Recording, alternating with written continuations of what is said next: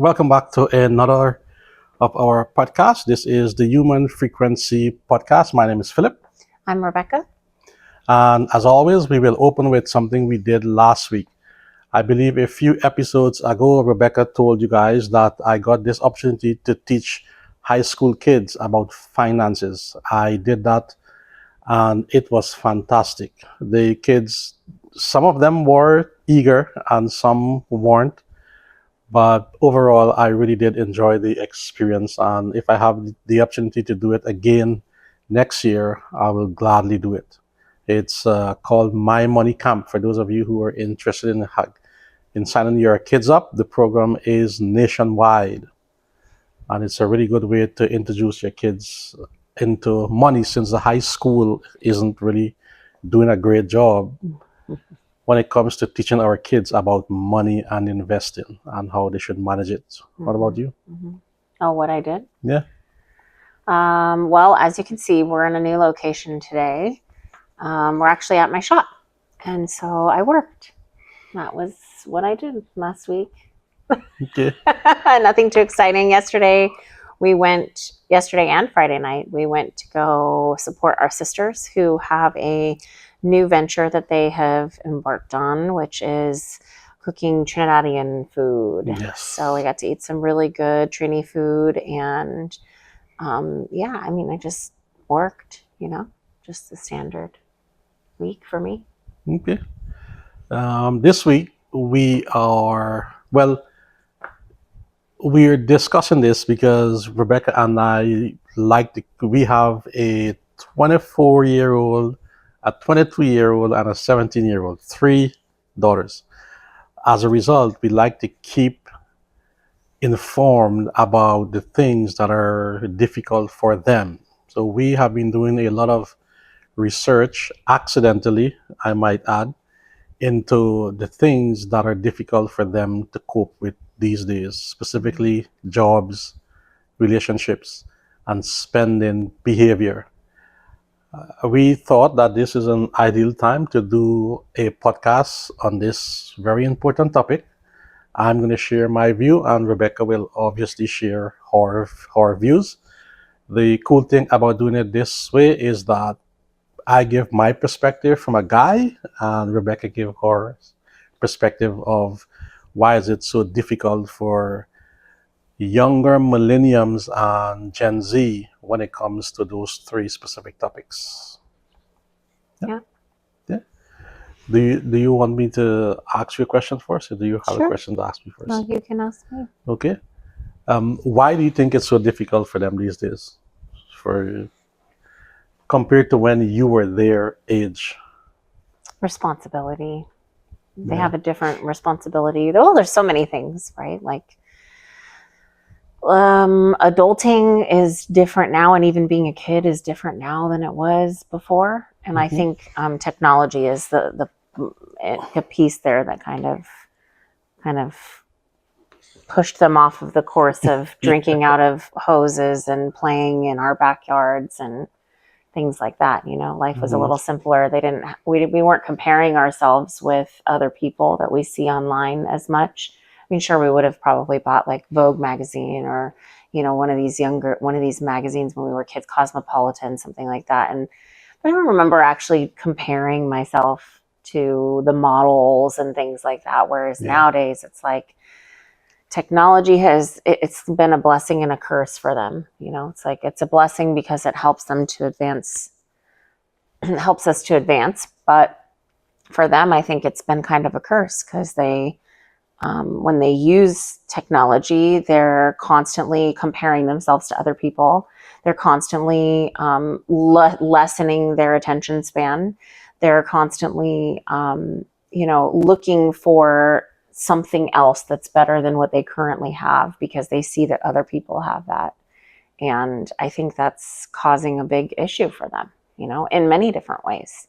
In work, in relationships, they're always looking for the grass is greener on the other side. And I think that has a lot to do with the fact that they've been in front of screens for so long and they've seen that other people have all of this, even though many of the YouTube or influencers that they watch are lying.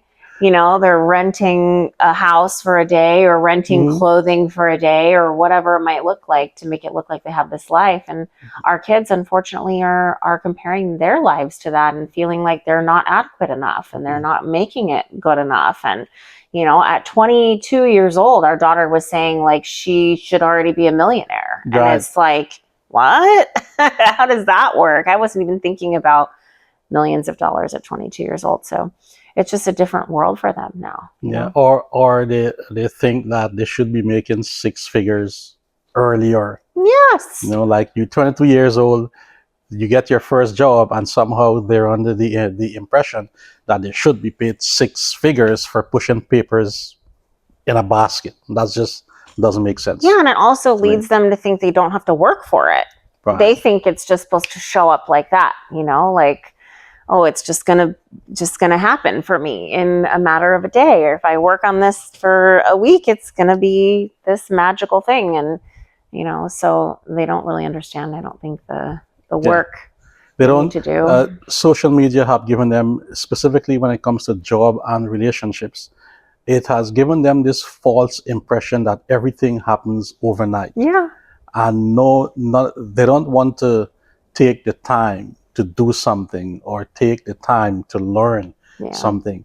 And it's really difficult for them to do that when they see someone saying, oh, I made $10,000 in a month doing a medical delivery job, or I make $50,000 this month from my sponsorship on some social media site. And they're thinking, oh, well, if they can do that, then I can do that too. And the reality is very few of them, like you said, very few of them actually parlay their social media work into a lifelong way to make money. And this is some of the issues that they are running into, which is if they do make it as social media stars, they're very young and they're not thinking that, hey, I have another 30 years that I need to live. What am I going to do for the next 30 years? Yeah, it's not sustainable. No, because social media is just, you can be popular on Wednesday, and by Friday you post something wrong and everything goes down the drain. The other trend we have noticed when it comes to social media is how it impacts their jobs. And they don't see that there is a consequence for posting every single thing on social media with no regards for who will see it. Yes. And how those who see it will react to it. Totally. You and I have watched a bunch of videos where people get fired because they dress inappropriately, or they were on a live stream while doing something that was sensitive to the company's operation.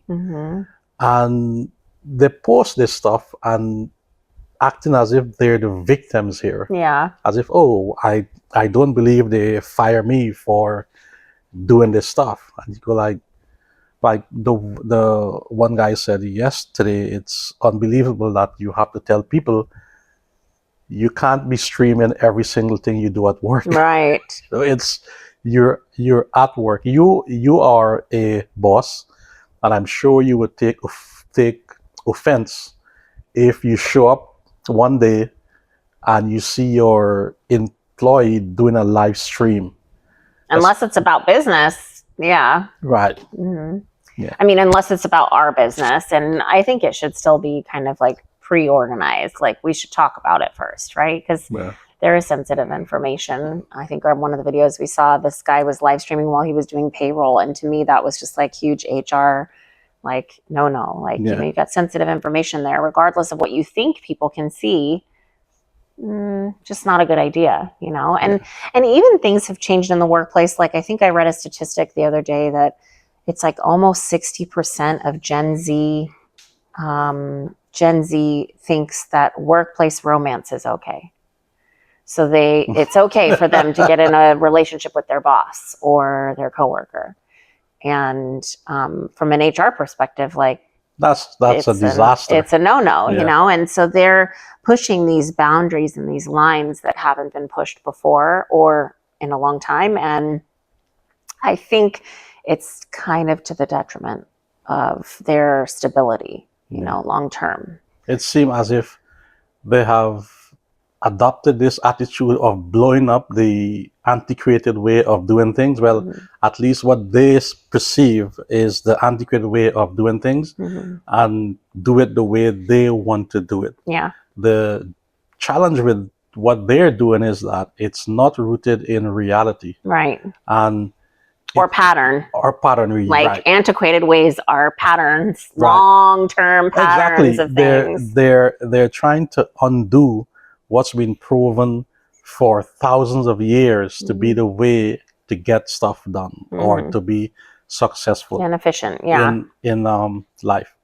But I've always wondered. My big question is, how did they get to this place? How did they get to a place where there is no respect for work?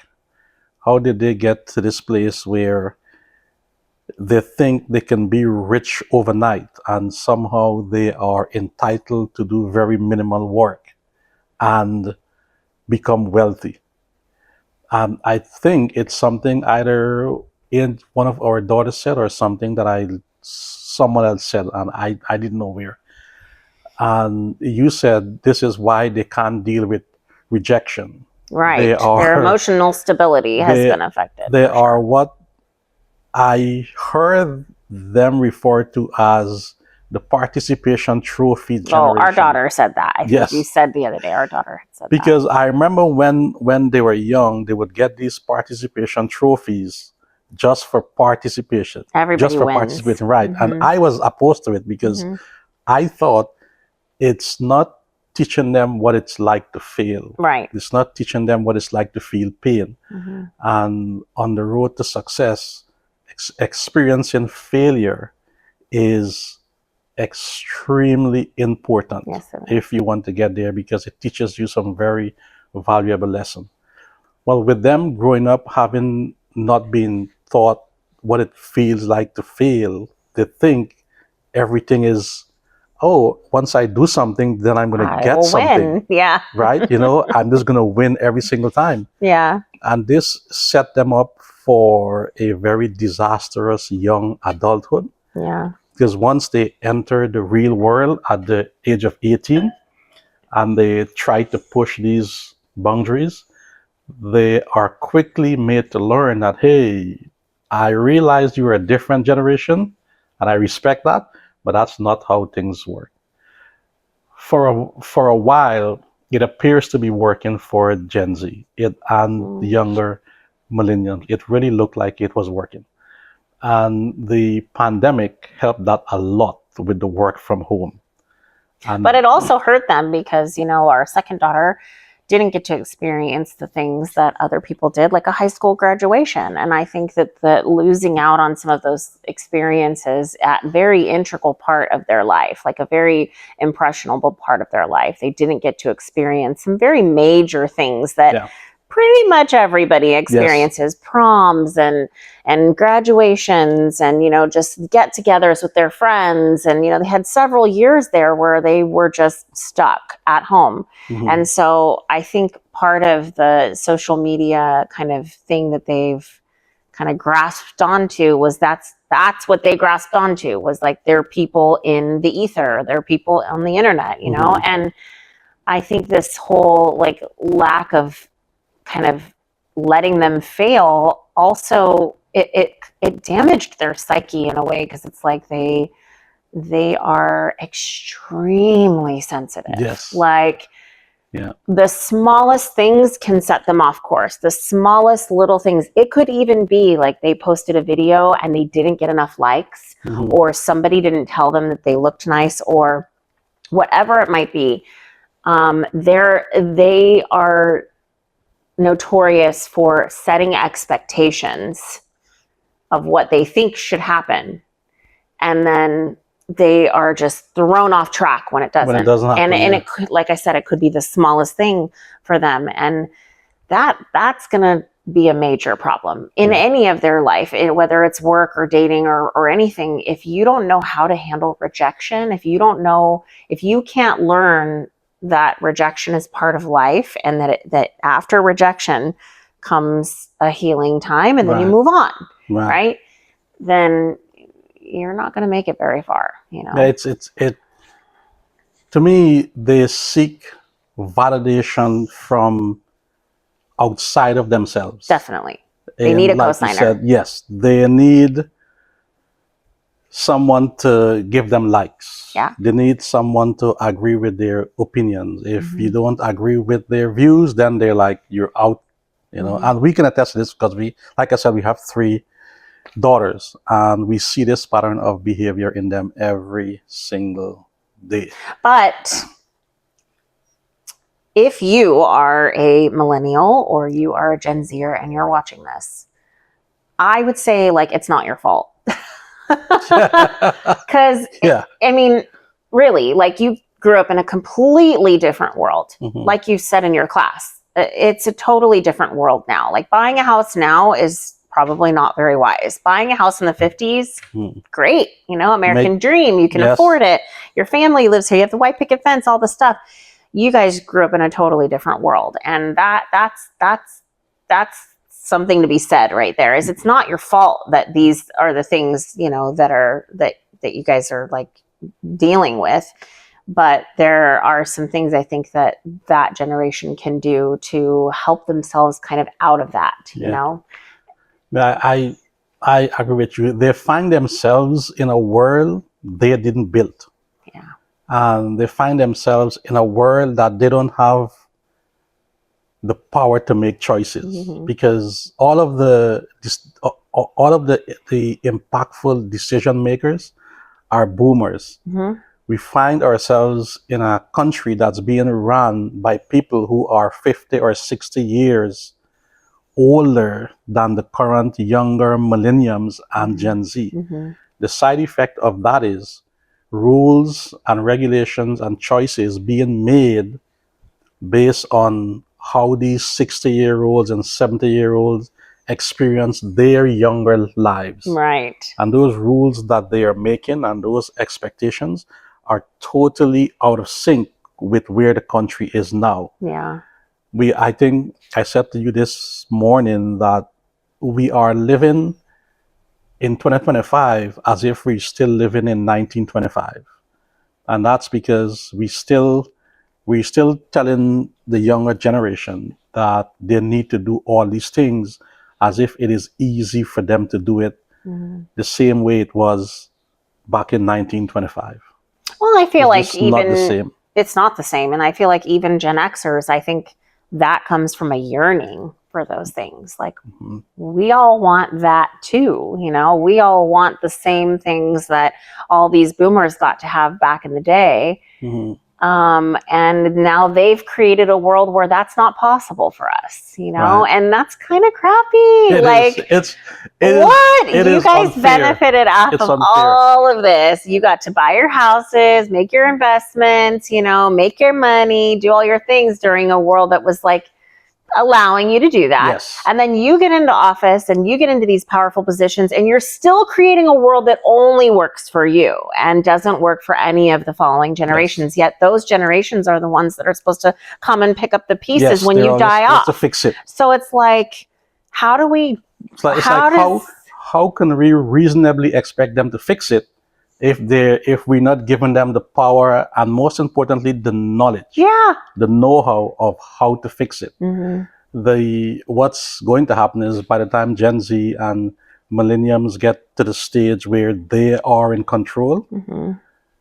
the system will be so broken that it will be almost impossible for them to fix it. Yeah, we're already in that space of it's not fixable. So Rebecca is absolutely right. It's not your fault, but that doesn't mean to say that there aren't things you can do on a personal level to get yourself to where you need to be. Right. When I was in that class a couple of weeks ago, I said there is no such thing as a get rich quick scheme. And that is absolutely true. It's been like that since we've been on this earth for millions and millions of years. And there are no shortcuts. As much as we like to think that we can take a shortcut to get through the park, at the end of the day, the best way to get to the other side of the park or the other side of any challenge is by doing the work and by giving yourself time. Because everything takes time. It takes time to acquire knowledge. It takes time to build a business. Rebecca can attest to this. Nothing happens overnight. And until you younger folks get that in your head, you will always find yourself in a depressive state of mind. You will always feel as if you are a failure. And it's not that you are a failure, it's that you have unrealistic expectations of yourself based on the perceived notion that you're seeing from these YouTube influencers, who, by the way, really don't know anything. Most of them just spend some time reading on a topic, make a video on it, and all of a sudden they're experts. They're not experts, they're just trying to do what's popular to get you to watch their videos, and then you fill your head with, oh, I need to do this and I need to do that. So while it's not your fault that you are in the place you are, that doesn't say you should give up and throw your hands up and say Yeah. that's just the end of it. Yeah, and what sucks is that they have to do the work, and the work is the hardest part. Yes. And their generation being kind of on that shorter attention span, the work without an immediate payoff doesn't feel like it's going to get you anywhere. And Right. for them, they want an immediate payoff. It's like an impulse buy at the grocery store. You literally, right at the register, immediate payoff. Get to eat it right now. They want that because they get that with every video that they stop at. Mm-hmm. They get the payoff right in that moment of whatever it is. And they're not going to get that in life. And so they have to find ways to understand that, like, the work has to be done no matter what. And there isn't the shortcuts to take that are going to actually get you there a crap ton faster. And all these, influencers that we see, like we watched a video yesterday, and this young woman was saying how she has revenue streams coming from, different areas or whatever, but that the bulk of her revenue streams were in brand partnerships or something, whatever. And she realized that it just wasn't going to work for her. It wasn't sustainable. And what's even worse about it is that these influencers are making people think that it is sustainable. So then those people go and quit their job, their good job. We watched a video yesterday where this guy had a great job. He made his entire following on his page about a day in the life of this office worker. That's what he did, his office work. And so he would do a video every day of, his going to the office, bringing in his backpack, the standard kind of like, watch me kind of do my thing. And he made this entire following off of that. Mm-hmm. Right. And then he decided that he was going to quit his job because he wanted to be a full-time influencer.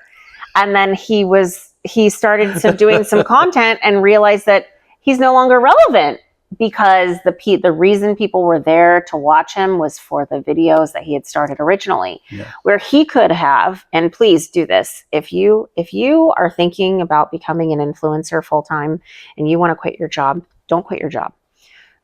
Be an influencer. Totally fine, right? Mm-hmm. Side gig, side hustle. Take that money that you make from influencing and invest it. Keep your full-time job. Keep your stable job. And then invest that money somewhere else. And sure, then you could retire by the time you're 30, 35 years old. Mm-hmm. It'll look a little different. You're not going to be a full-time influencer from the time you're 25, but you will have saved quite a bit of money. And, and the influencer thing, while it sounds great, it's just not sustainable. It's not something people can sustain. Like to go back to something you said. You said about, well, I saw what you said in terms of instant gratification versus delayed gratification. Yeah. They want it now, as opposed to saying, hey, you know what, I can save, or I can wait for another week or two before I can get this. It's that instant gratification that keeps getting you guys in trouble. Yeah. You need to forget about that nonsense and focus on What is the next one again? A long-term goal. Yeah, Oh, the instant gratification versus delayed oh, gratification. delayed. Uh-huh. You should stick to the delayed gratification. That one is so much better. It's much more fruitful too, really. Even though the instant gratification feels good in that one little moment, and those can add up to feel good in many moments. But the long-term gratification, the long-term delayed gratification is pretty fruitful usually, Yeah, it is. because it's like if you think about how carrots grow, right? Carrots grow below the ground. Mm-hmm. And on top of the ground, you might just see this little sprout, like, just a little sprout. But where the growth happens is below ground where you can't see it. And so when you go to pull your carrot, if every day you go out there and you pull a carrot, your carrot's going to be this big. And you're like, okay, great. I could make up a bunch of these, right? And put them in my meal and maybe be satiated over the time of, let's say, 1,000 days. Whereas if for that 1,000 days, you let the carrot grow underground, when you go to pull that carrot, you've got this massive carrot, And so I think that is the visualization of like growth and success doesn't happen out where everyone can see it. It doesn't happen in an instant, and it doesn't happen out in the open. It happens, it happens quietly. It happens over a long period of time. You know? Out of sight, out of mind. Yeah. That's how growth happens. Yeah, it does. And go ahead. Go ahead. No, I was just going to say, transitioning even to dating, it's the same thing. The life of a dater these days is horrible. Okay, so I was actually like my first question. Why is it so terrible for younger millennials and Gen Z to date these days?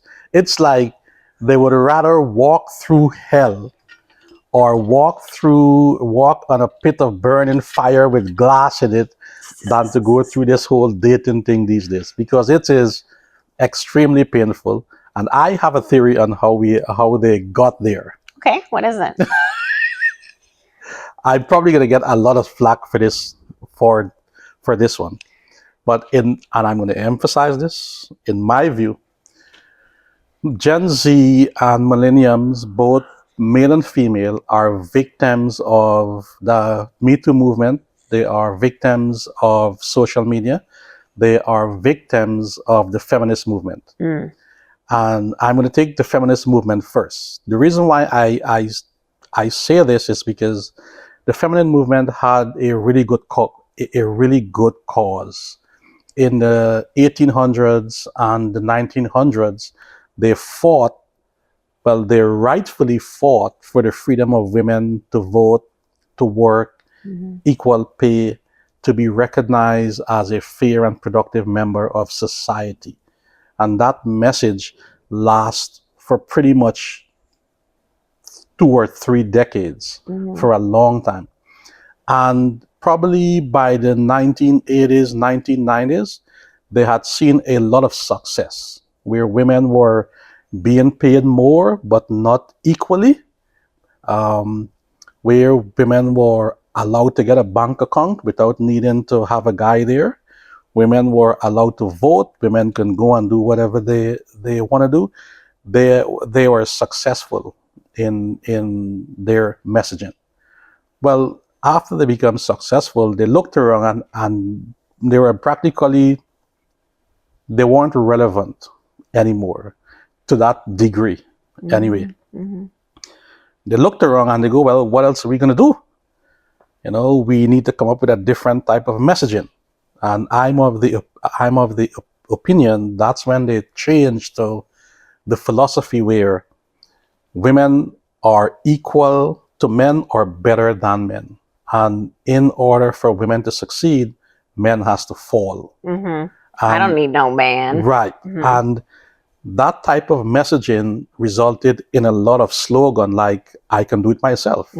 I can be a single parent. I'm an independent, strong woman. I don't need a Which man. is all true, right? Like, it is true.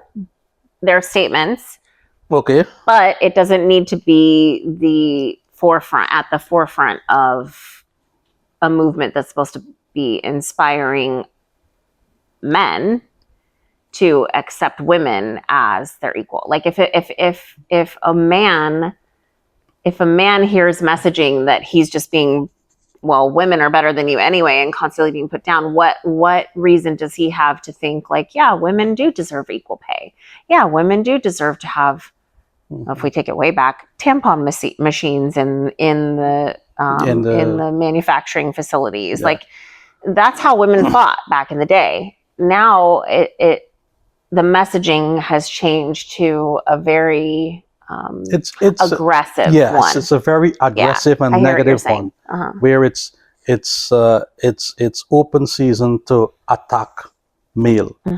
And so you have younger millennials and Gen Z who grew up at the perfect time when this messaging was just flooding the airways. And unlike men, when we are born, it's as if we are born with one purpose, and that is to be a provider. From the time we are raised, from the time we are born, we are raised for that purpose. And when you get to that age where you want to do that, but then someone is telling you, I don't need you to do that, I can do it myself, you become irrelevant, and you look around and you say, well, what do I do now? You couple that with the Me Too movement that took a small percentage of horrible, despicable men and generalized all men like that. Where some like Harvey Weinstein, totally perverted, despicable person. All of a sudden, every young guy in the workplace was being judged like they're Harvey Weinstein. And well, I don't think the percentage is as small as you think it is. Well, compared to the amount of men on the planet, yes, it's a pretty minor percentage. It was a large enough percentage to create a movement out of. I'm not saying it wasn't a large percentage, but compared to how much men we have on the planet, I get it. It's just like any generalization, right? Like, we deal with this a lot, actually, because there's often times where one of us will say, men are this or women are that or blah, blah, blah. And it's like, it's not everybody. It's there's a few bad apples, that unfortunately turn the tide for everyone. Every guy gets blamed for it. And the other thing that I think the feminist movement did was they continued to treat the modern men as if they were the same guys from the 1800s. And even though they were very successful, they still keep treating us as if we were the guy in 1925 or 1901 who didn't want his wife to vote. And most men these days, most of them, not all of them, there are always a few bad ones in the bunch, are very conscious of the right of a female to do whatever it is she wants to do. And most men these days are very supportive of that. But that becomes difficult even for the most supportive gentleman when he is being told that you are toxic. I don't need you. I can do this without you. I don't need any man. And to that statement, and I told you this a few weeks ago, guys may say, I don't need to be with that woman because she's not good for me because I don't like her.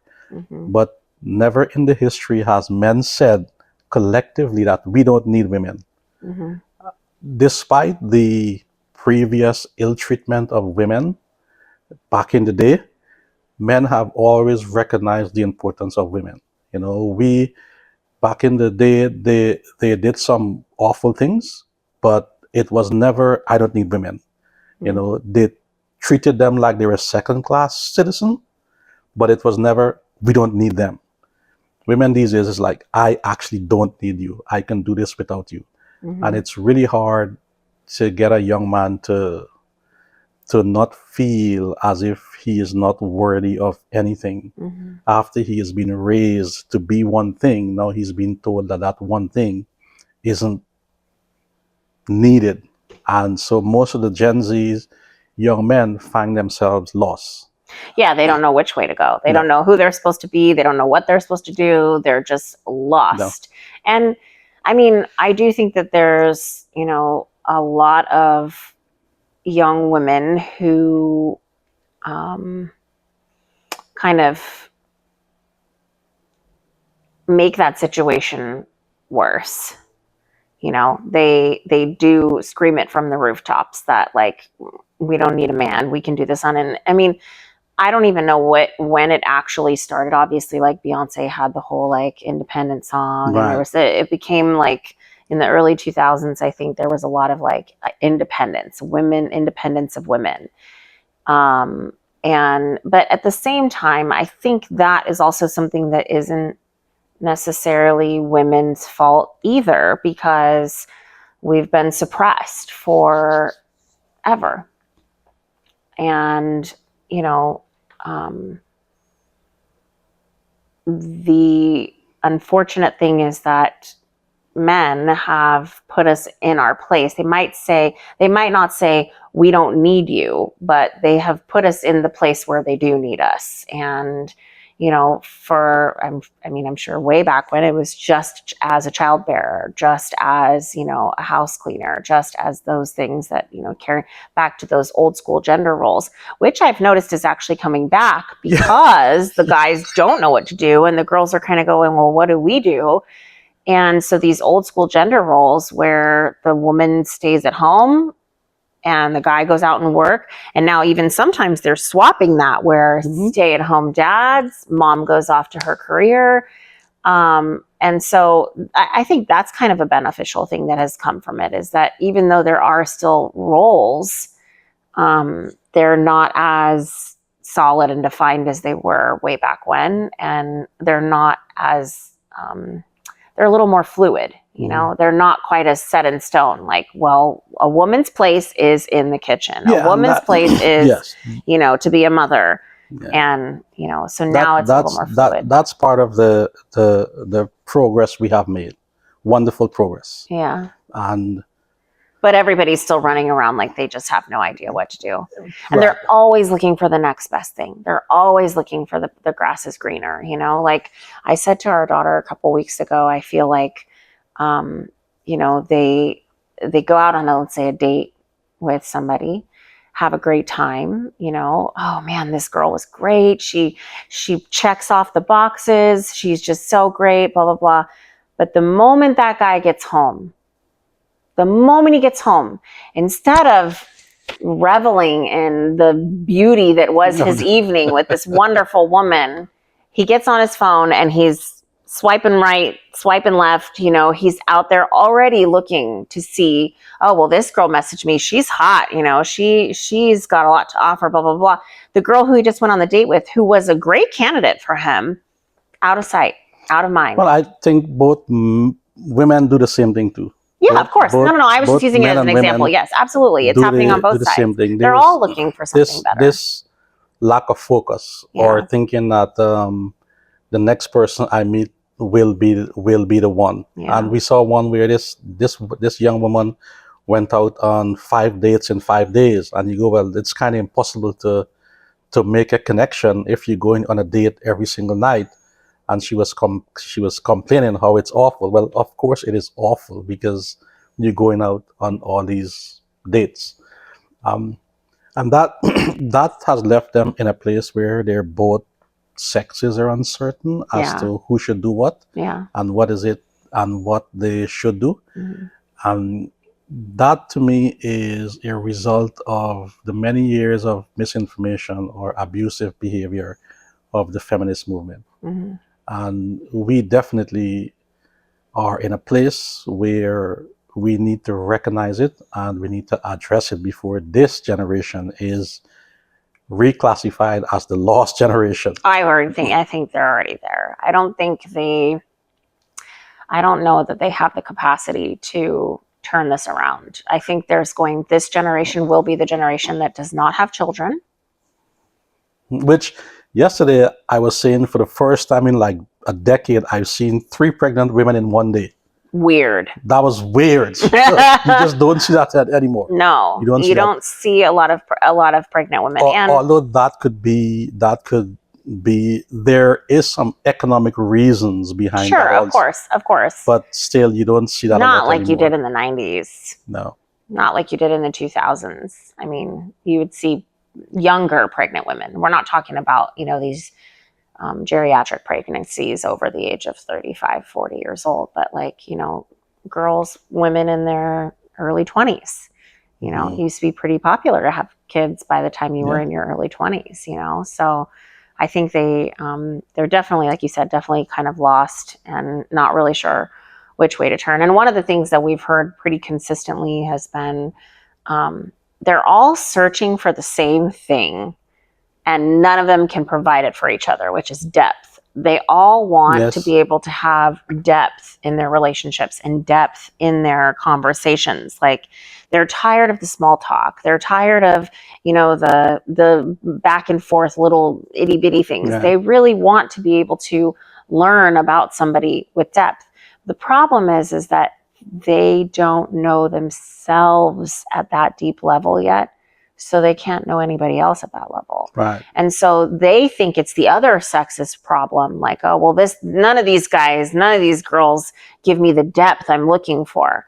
Well, the depth is within inside of them. And once they find that and they realize who they are, I honestly think that Gen Z doesn't know who they are. And once again, they're looking for that external factor. Yes, they're looking for find something else. They should be looking for it. Yes, and once they find it inside themselves, they will find a partner that also has done the work, found it themselves.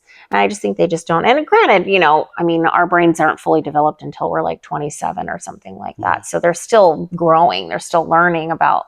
But one thing that I've seen as a commonality is that they don't really want to do the work to know who they are, to find out who they are. And until you know who you are and you can clearly say, this is what I like, these are the things I want, these are the things I don't want, you can't really invite somebody else into your life to do the same, because it's going to be all over the place. You're going to be fighting all the time, and it's because, or you're not going to have any of that depth in conversation. And it's because you don't know yourself. Yeah, and if you're looking for ways where you can know yourself, you should watch our previous episodes. Yeah. I think it's the last one we did. The last one, I think, is episode 4, where we talk about relationships. 5, I think, yeah. Or 5. Anyway, watch the one on relationships, and there you will figure out how is it or what are some of the things you can do to learn about yourself. It's so important. It's like, just like you're saying high schools don't teach about money, there should be some camp or courses or something when we're in our later teen years or early 20s that really helps us with self-development, like learning who we are. Because you did that at a young age. I did that at a pretty young age. For me, it was a little more forced, but it's important. If you can't identify you, then you can't be with someone else. Yeah, I totally agree with that. Yeah. But and from a guy's perspective, guys do have a lot of work to do, but guys are also really hesitant to really push that boundaries anymore, because they don't want to end up on social media like some girl in a gym, because they're pretty famous for doing this, posting them, and they're just working out, and the next thing you know, they're on someone's social media and TikTok with 10 million views, as if they are a creeper. And also, young men these days have become self-conscious, and it has forced them into their shell. Don't you think that's kind of necessary, though? I mean, I think it isn't. I wouldn't say it's unnecessary, but I think it's gone a bit too far, to the point where it's actually hurting young women now. Instead of just being conscious of their actions and conscious of the things that they say, they are just not saying or doing anything at all. Yeah, and it's not that I think it is women shouldn't be able to protect themselves. Obviously, they should be. And it's as if the movements that were founded to address the inequalities for women have gotten a bit out of hand to where the law of unintended consequences come into play. Because I've heard women complaining how they think some men are weak because, in addition to being raised to be a provider, most Gen Z men were raised to be more concerning and more aware about women. And the younger millenniums and older millenniums were taught that, hey, you need to be more vulnerable, you need to be more open. And that generation of men does that. But some women don't know how to deal with a guy that is crying. Some women don't know how to be empathetic because in their mind, they still think the guy should be strong and buffy. But then when he's like that, he's being told that that is actually toxic. I don't want that.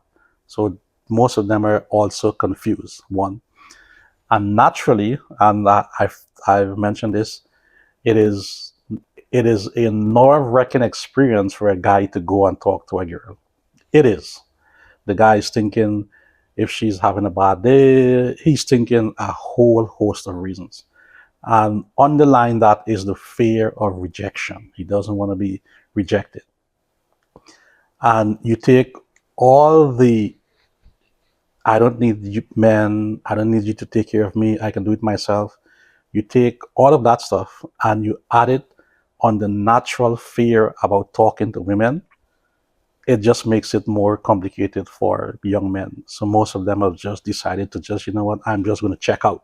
Mm. I'm just going to play my video games. And some women are complaining that, hey, where are you guys at? And like, well, they're afraid, you know. And you had a good point. It's like, how do you get them to talk to each other? Mm-hmm. Because they are both complaining about the exact same thing. Mm-hmm. Like, how do we get them to do that? And no one has actually figured out how to get them. Yeah, to the do only that. thing I've seen that has made me think that it could actually work potentially because of intention is speed dating. Because Yeah. intention there is Ooh, I'm going there. That's like back from the 90s. Yeah. It's back with a vengeance. It's like every night they have a speed dating event. Yeah. And I think that type of environment is healthy because everybody's there for the same intention. Nobody's there for a booty call. Nobody's just casual, like I'm here for, they're paying to be there because they're looking for a partner. And within 5-6 minutes with each person, it doesn't seem like a lot of time, but you can get to know somebody enough in 5 minutes Reasonably well to know whether they are somebody you want to spend additional time with, right? And that I think is where that particular like environment is one that I think will help them if they are open to grasping it. You know, I saw one last night I mentioned to you that was for here in Sacramento, actually, for young women to make friends because they're also having trouble making friends. Yeah. Our daughter just said that the other day, like, yeah, even making friends is really hard.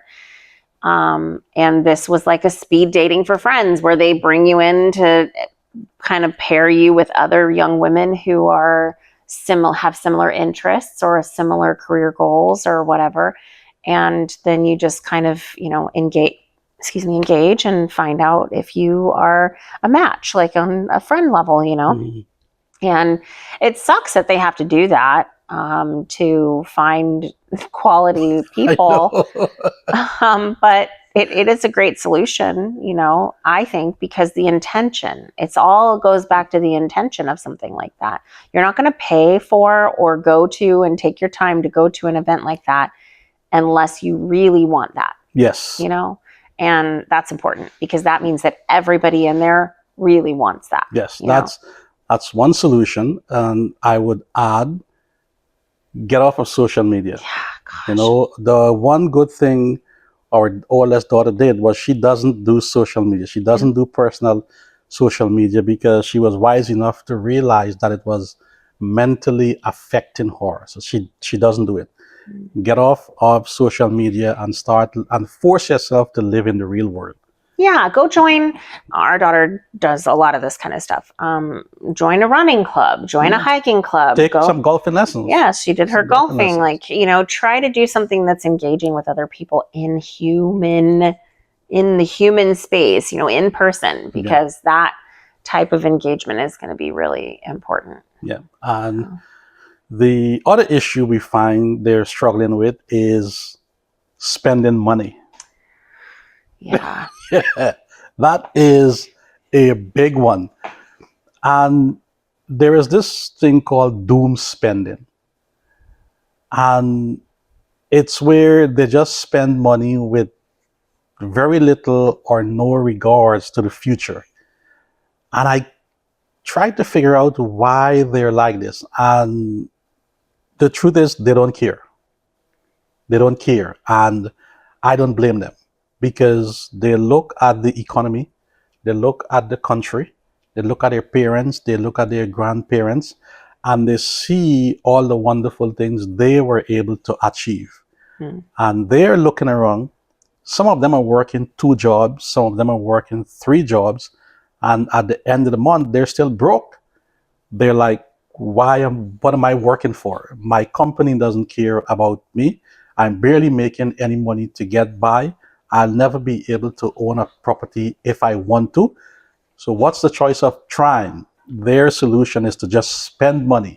Spend as much money as they can and don't care about the future consequences of not repaying this money on their credit score and their ability to get an apartment later on, their ability to get a house later on.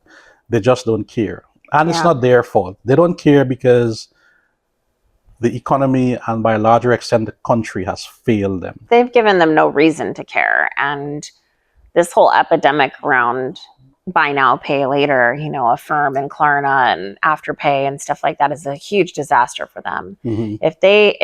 If they don't get it together when it comes to these whole like buy now, pay later and stop doing that, I don't know why they don't just see it as a credit card. It's a credit card. It is a credit card. The only difference, a credit card, in my opinion, is a high interest personal loan. That's what a credit card is. The only difference between these buy now, pay later is that each individual transaction is approved at the time of the transaction, right? So like I don't know if they're like checking credit every time they do it. It's not like they have some sort of credit limit. Like, for instance, I went and picked up my car yesterday and I owed $77 for my air filter change. And they gave me the option to put it on Afterpay or whatever, Affirm or whatever. Affirm or Klarna or whatever. And I was like, are people doing this? Like, I know that some people's bills won't look like $77. I'm sure they'll look like $500. And that, paying later sounds great. But one of the videos we watched yesterday, this young woman was in this cycle of buy now, pay later to where she couldn't get out of it because she was buying now her electric bill. Right. Yeah. Literally.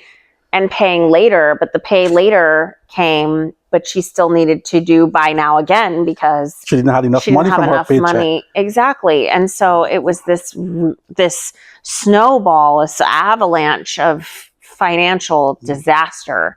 And she recognized it. Like she recognized like, this is the position I'm in right now. Yeah. But she also didn't really have much of a choice, single mom, working several jobs. She had gotten herself into that situation and then couldn't get out of it because she just had to keep going in the same situation to live and to pay her bills. And so you're right. I think the way that the government has created this economy now where they can't really win. No, they can't really win. They're being squeezed from both ends. They're being squeezed by the government on one end, and they're being squeezed by the companies from the other end. And they just decide, since I'm being squeezed from both ends, I don't have a way out. I'm just going to do what I want to do. Yeah. But the way they're being squeezed by the companies is that America is a very consumer driven place where we are encouraged to buy stuff, and companies know that the younger generation don't have the finances to do that. They needed to figure out how to get them to do it, and hence these buy now, pay later companies. What that does, it gives the impression to their friends that they're actually rich Mm. and they have money. Mhm. When in fact, what they're doing is buying this shoe for $300 or buying this expensive designer bag and paying it off like $50 a month, $25 a month.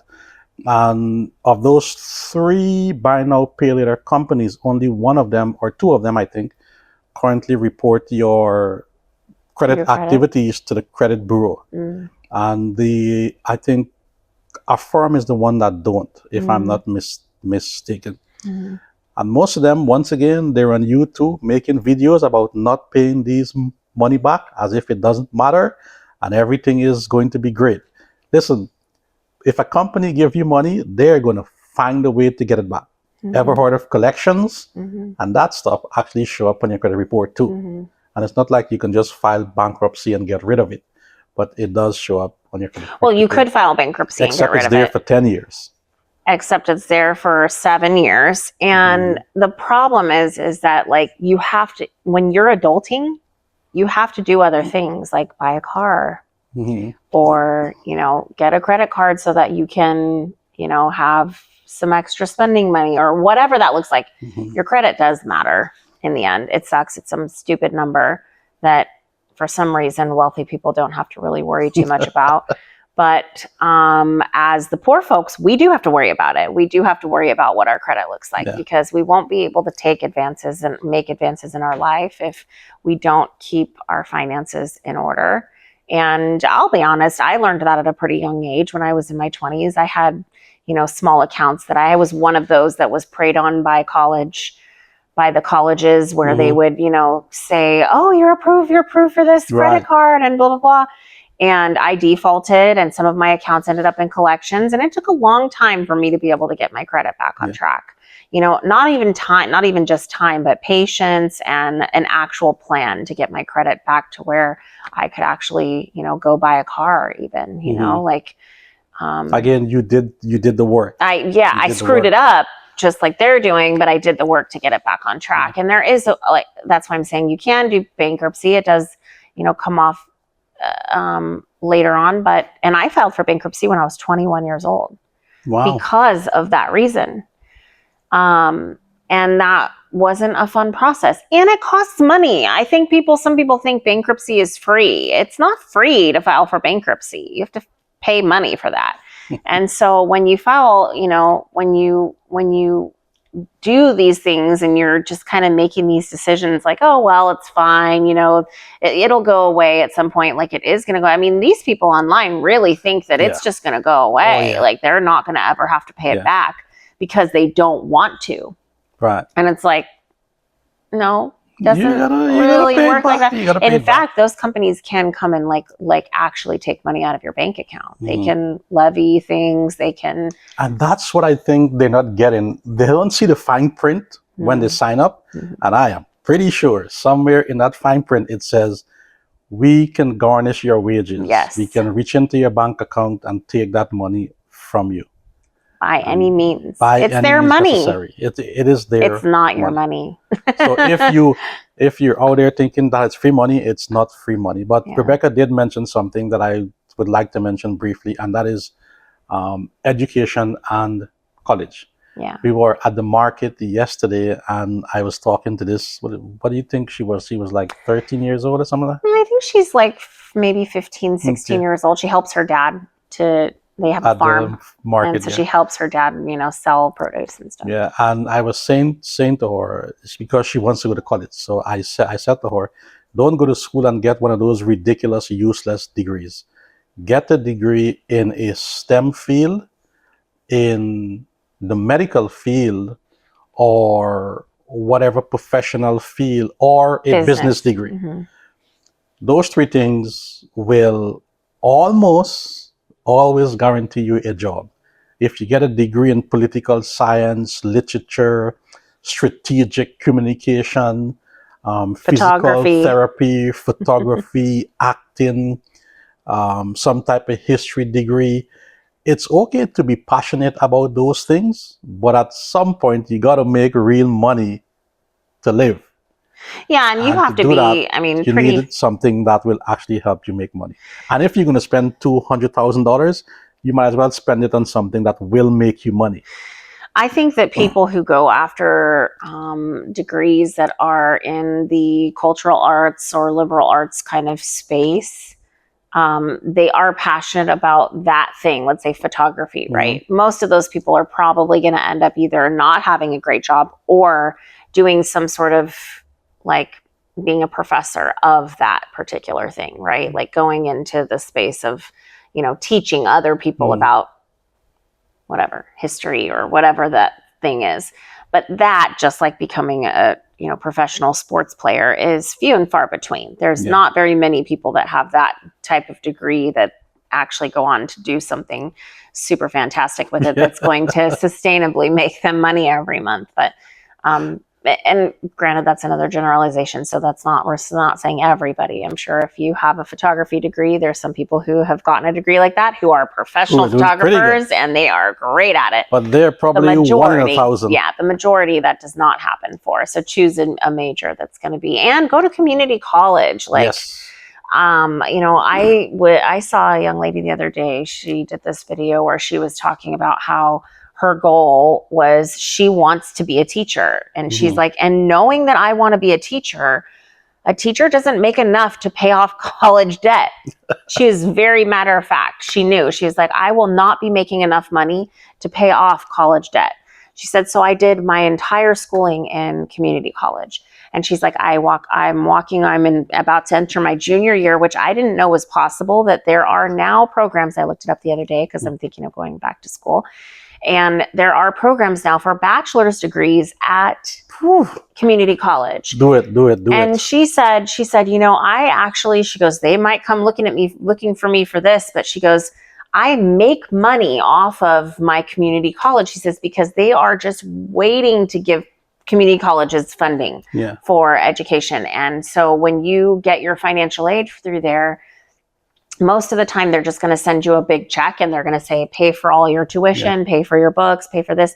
And most of the time it's going to be more than you actually need. And so she says, I used some of that money for other things, in my life. And she goes, but I'm going to walk away from this whole thing with a 4-year degree and no debt, And community college has some excellent professors, like really good people who actually really care about the students moving forward in their careers. You're not just a number on a 50,000 student campus. That's right. They actually care. It is a very different feeling.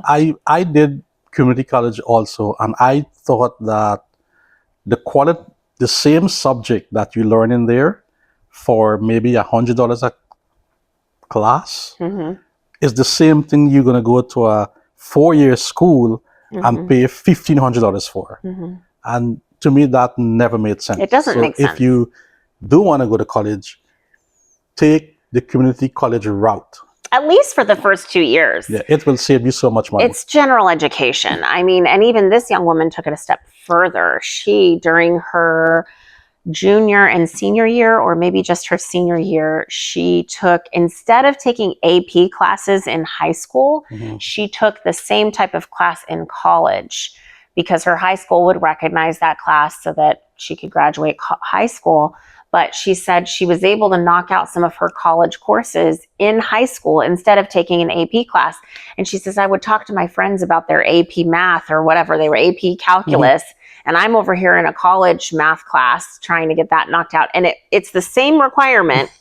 And she goes, and my friends are going like, wow, this AP class is so hard. There's so much work, blah, blah, blah, blah. And she's learning the same stuff in her college class as her friends are learning, but it's just taught differently, And so she's knocking out those requirements in college, but in high school. And, there's some really strategic ways. And the good thing about social media and all these influencers, and maybe not influencers, but people who want to spread good knowledge and stuff like that, is that we can learn strategies like that maybe we wouldn't have known about before, and I learned from her. I didn't know that there was a 4-year option at community college, and the fact that she's probably 20 years old now and had figured that all out before she even, was in her senior year of high school was just awesome to me. And then she's sharing it with all these people to say like, hey, cool. You should do this, So yeah, I think, education is obviously really important, but it doesn't have to be at the detriment of your pocketbook. Yeah, that's true. And the other thing you should do is before you choose what field you want to get into, look up the job prospect first. Yeah. Specifically, look up at how much you'll be paid. Yeah. Because you will pay $200,000 to get a degree, and like a degree in if you're someone who is passionate about helping people who are mentally challenged, you're only going to be paid like 15 to 20 bucks an hour. You don't pay a lot. You will not be paid a whole lot.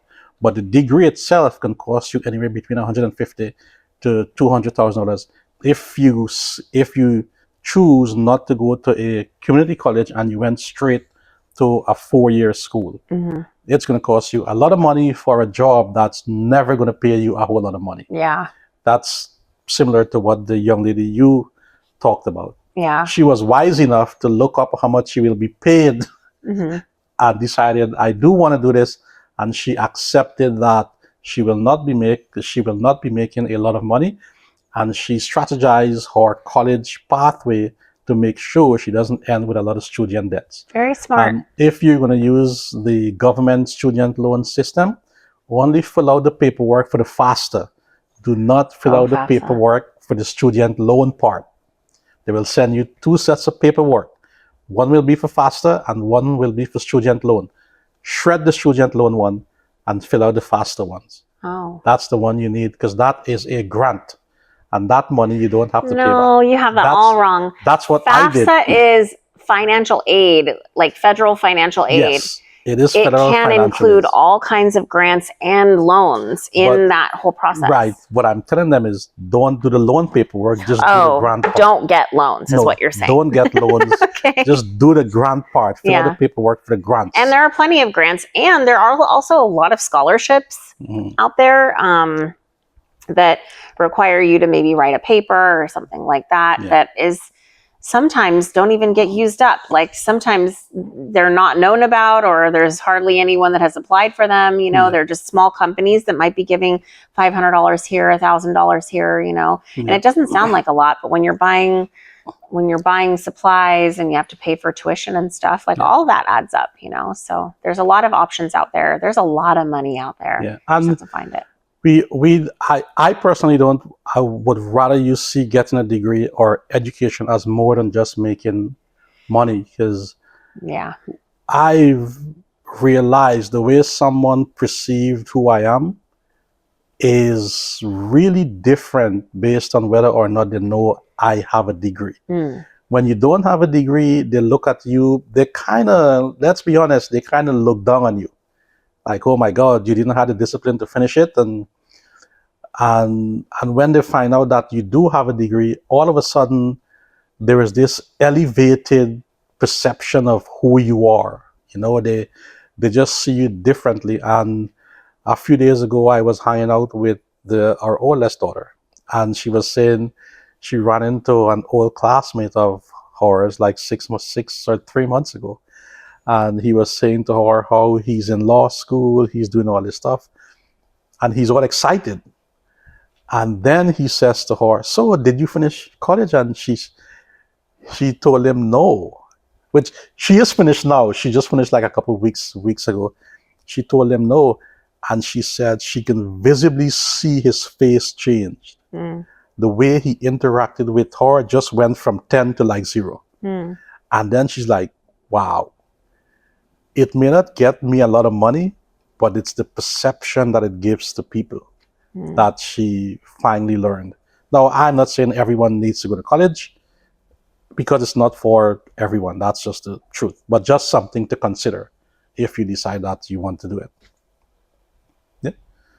Because there are a lot of smart people who didn't go to college too. But that's just the truth of it. You want to wrap it up? Mm-hmm. All right. This is Human Frequency. Thank you for joining us on this podcast. Today we talked about young adults and why it's so difficult for them to exist in today's world. If you guys have any questions, comments, or suggestions on anything you would like us to cover, please let us know in the comments section below. And YouTube, the YouTube algorithm told us that most of you aren't subscribed, so please take the time to subscribe. We do enjoy making these podcasts for you guys to watch. And if you like it, great. If you don't like it, Kick rocks. yeah. All right. Until next time, see you guys.